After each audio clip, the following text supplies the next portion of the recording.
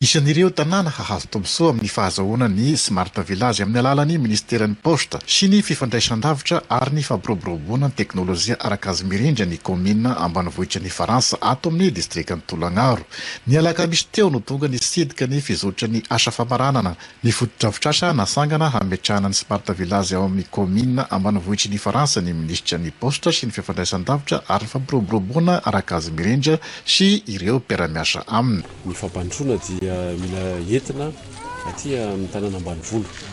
Ao anatin'izany ny fametrahana amin'izao foto-drafitrasa izao izay atsotsika hoe Smart Village. Izany Smart Village zany dia amin'ny toerana izay tsy tonga ny tolotry ny fitondram-panjakana amin'ny akapobeany. Marina fa hoe mety hoe toerana ohatran'ny eto amintsika izao ratsy ny réseau amin'ny fifandraisan-davitra dia ny ametrahana ny foto-drafitrasa itony zany dia hitondrana internet, hitondrana ny tolotra izay misy eo amin'ny posta malagasy ary toerana izay tsy misy ihany koa herinaratra ka herinaratra azo avy amin'ny masoandro no ampiasaina amin'itony.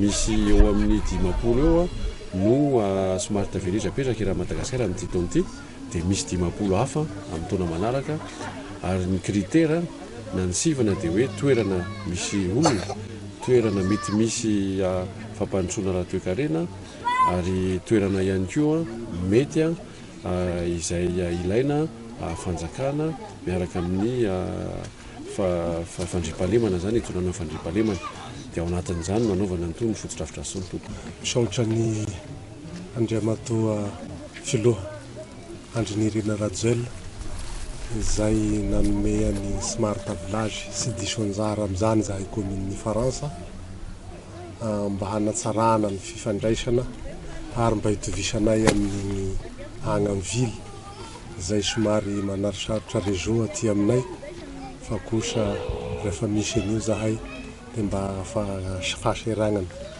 Misaotra ny Andriamatoa Ministra na dia lavitra zahay moa zany. Mialohan'io dia nisidika ny fizotra ny asa fanavaozana ny biroan'ny postra malagasy eto an-tampon-tanànan'ny Tolagnaro ihany koa ny Ministra sy ireo mpiara-dia aminy no nifampiaona tamin'ny mpiasa tao an-toerana.